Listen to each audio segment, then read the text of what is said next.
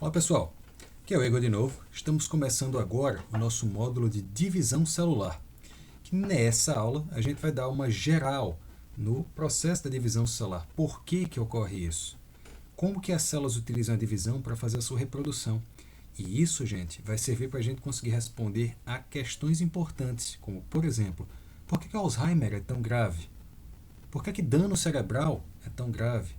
Na hora que a gente está malhando, que o músculo cresce, a gente está ficando com mais células? Então, vamos lá. Como a gente pode ver, é bem útil o assunto, costuma cair em muitas provas justamente por causa disso e, por ser prático, tem grande chance de continuar caindo no Enem. Tranquilos, pessoal? Bom, e o que acontece com o seu corpo quando você se corta? Vamos imaginar que a gente tem aqui a nossa pele, a gente vai ter aqui alguns vasos sanguíneos.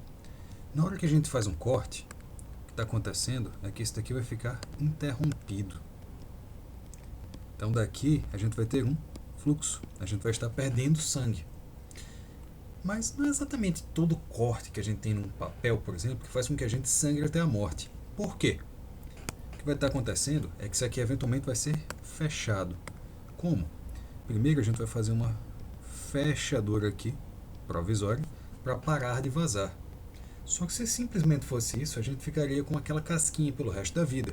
O que acontece depois? A gente cria novamente a pele e a gente cria novamente o vaso sanguíneo. E na sequência a gente tira essa casquinha provisória. A pele continua aqui, tá? Tudo bem? Ou seja, a gente está criando cópias das células que estavam na pele e das células que estavam nos vasos sanguíneos. E essas cópias, gente, elas são fiéis, porque afinal de contas você não quer, por exemplo, que apareça uma unha aqui no meio.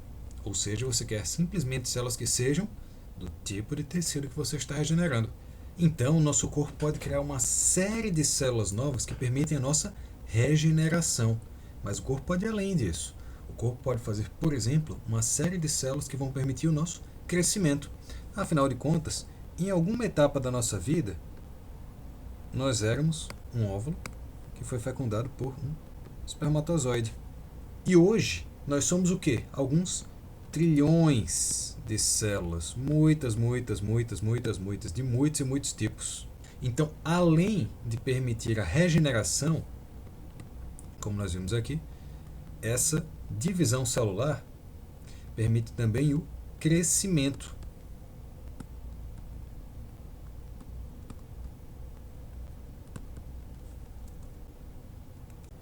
E justamente por isso, esta divisão celular, na verdade, é uma espécie de multiplicação.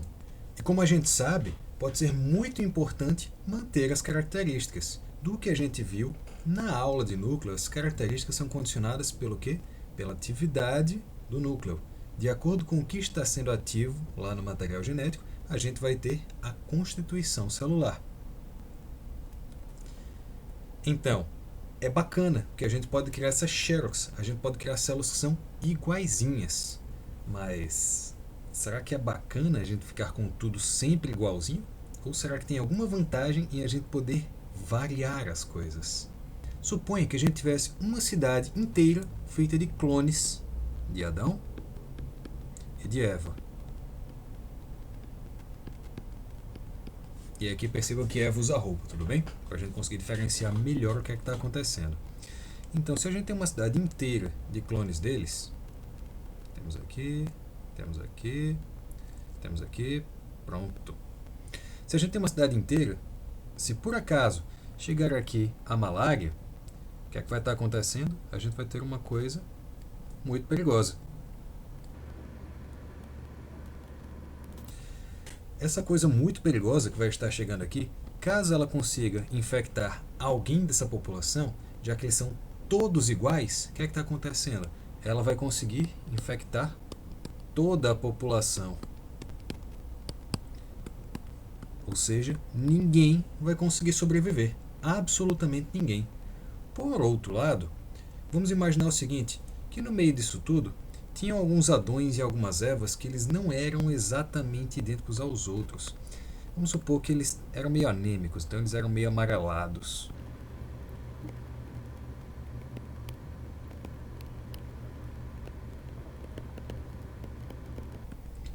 O que é que vai estar acontecendo? Na hora em que a malária chegar nessa outra população, a malária, pessoal, ela precisa das hemácias, que são as células sanguíneas. Então, o que é que está acontecendo? Suponha que esse pessoal daqui, que está laranjinha, amarelado, que eles têm as hemácias defeituosas. Então, o que é que vai acontecer? A malária vai conseguir infectar o pessoal que ela tinha infectado a princípio. Ou seja, cai fora, cai fora, cai fora, cai fora. Mas a malária não vai conseguir atacar esse pessoal daqui, porque ela não consegue utilizar as hemácias deles. Então, a princípio, aquilo que parecia ser uma desvantagem, que era ser anêmico, virou uma vantagem. Eles podem ser, inclusive, os únicos que vão sobreviver. O que é que está acontecendo, gente? Se você tem uma população que é completamente uniforme, sem variação, qualquer coisa que venha abalar um pouco ela vai abalar todo mundo. Então, uma das importâncias que a gente tem de variação é justamente dar uma certa resistência, permitir que ela consiga aguentar uma diversidade de situações. A gente pode ter, por exemplo, dentro de variedades de planta, algumas que sobrevivem melhor com pouca água e outras sobrevivem melhor com muita água. Tudo bem, você pode dizer o quê? Que é melhor sempre ter pouca água? Não. Se você por acaso tiver uma chuva muito forte no ano, aquela pouca água dali vai para o brejo. Ou seja, aquelas plantinhas de pouca água vão embora, elas já eram. Por outro lado, se depois daquele ano de muita chuva você tem uma seca grande, então o melhor que você pode fazer é, na verdade, ter isso misturadinho, porque tem chance de que você vá conseguir resistir com uma população a mais situações do que se você só tivesse uma variedade genética. Gente, de onde que pode vir essa variação? Essa variação a gente vai estudar um pouco mais na frente, melhor, mas basicamente ela pode vir de dois modos. Ou da combinação entre dois indivíduos para gerar um terceiro, em que ele seria parecido com um, parecido com outro, mas não seria igual a nenhum outro.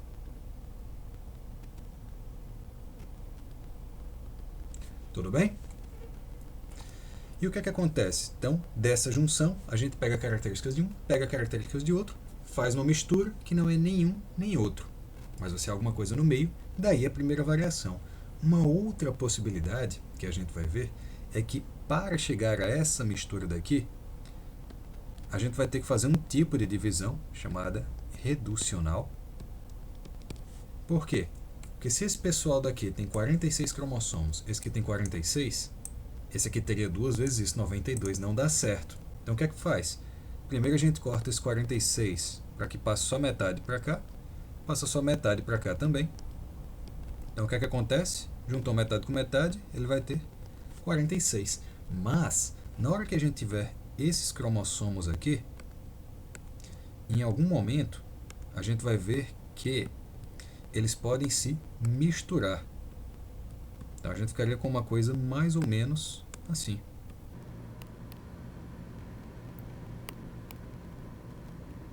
Vocês percebem então que este par de cromossomos não é igual a este par de cromossomos?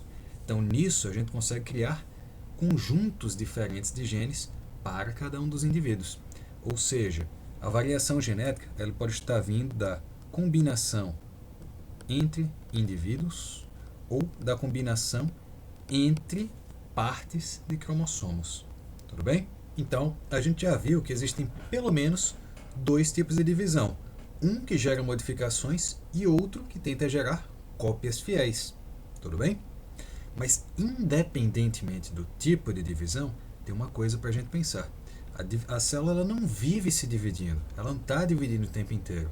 Na verdade, isso é um grande evento para a célula, ou seja, ela precisa se preparar. Sendo assim, a gente pode dizer que a célula pode estar ou vivendo normalmente, ou ela pode estar se preparando para reprodução.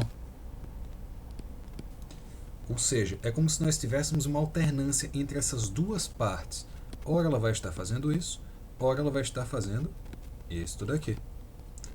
Tranquilos? E o nome que a gente dá para isso é ciclo celular. E na hora que ela vai se reproduzir, tem algumas coisinhas que a gente tem que considerar. Vamos pensar o seguinte: se você fosse fazer uma cópia sua e você fosse ficar no novo corpo, você gostaria de um corpo com todos os órgãos ou teria de boa para ficar sem alguns? Pois é. A célula também vai fazer questão de ficar com todos os órgãos dela, ou seja, ela precisa de todas as organelas. Então, o que é que tem que acontecer? Ela vai ter que duplicar o corpo dela. Além disso, ela vai ter que fazer o quê? Você gostaria de manter todas as suas memórias? Tudo que você já coletou? Talvez alguma coisinha ou outra não, mas de modo geral você não quer voltar ao zero. Idem para a célula.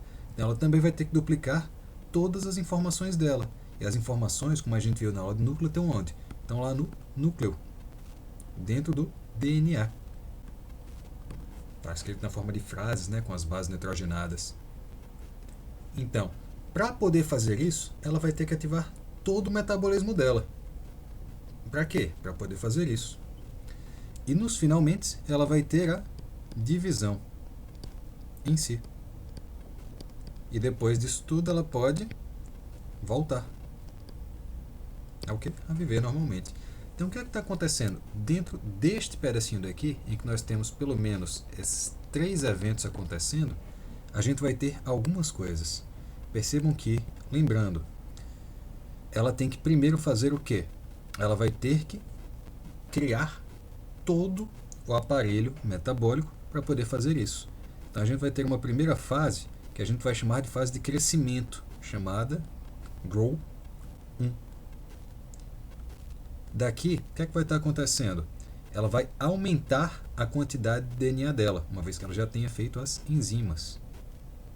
Essa fase daqui é uma das fases em que a gente diz que ela está sintetizando o DNA. Por isso mesmo, essa fase vai ser chamada de S, de síntese. E, eventualmente, ela vai ter que duplicar o resto do corpo. Vai ser o resto do crescimento. Aqui ela vai ganhar bastante tamanho, que é o que a gente chama de fase G2, ou Growth 2. E percebam que, então, o que está representado aqui é o quê? A quantidade de DNA na célula. E aqui a gente tem o tempo. E o que é que foi produzido em cada um desses pedaços? Aqui nós produzimos as enzimas. Aqui nós produzimos o DNA. E aqui o que é que nós estávamos produzindo? O resto das organelas. Tudo bem? E depois disso, Igor, o que é que acontece? Aqui, para dar continuidade, a gente vai ter a divisão. Tudo bem, pessoal? E aí, para a divisão, a gente vai detalhar nas nossas próximas aulas os 2 tipos, que seriam quais? Aquela que conserva e aquela que modifica, ou seja, a mitose e a meiose. Tranquilos, pessoal? Então, recapitulando, o que é que a gente viu? Que as células podem se dividir e que essa divisão, na verdade, é o que? Uma multiplicação, que pode servir tanto para o crescimento quanto pode servir para a regeneração. Além disso, a gente viu que na divisão pode haver a criação de variação genética ou a manutenção genética, em que uma delas vai gerar cópias idênticas e a outra vai gerar variáveis. Então, o que é que acontece? Se a gente tem todo mundo igual, isso é perigoso. Por que é perigoso? Porque o que afetar um vai afetar todo mundo. Então, é um sistema sem resistência. Por outro lado, se a gente tem alguns diferentes, isso pode dar uns transtorninhos, mas esse pessoal consegue aguentar a uma amplitude maior de condições. E além disso, a gente viu que a célula que não está sempre se dividindo. Ela entra no ciclo celular, em que ou ela está vivendo normalmente, ou ela está se preparando para a reprodução, em que para isso ela vai precisar o quê? Gerar as enzimas para duplicar o DNA, duplicar o seu corpo e finalmente entrar na divisão. Esse pedacinho daqui, a gente vai estar começando pela duplicação, pela criação das enzimas na fase G1. Depois a gente vai sintetizar mais DNA. Para quê? Para poder ficar com cada um com um pedacinho, cada uma das células. E nos finalmente a gente vai estar duplicando as organelas na fase G2. Tranquilos, pessoal? Então, espero que vocês tenham entendido, espero que esteja bem claro. Qualquer dúvida, estou aí. Até a nossa próxima aula, quando nós vamos estar falando da mitose.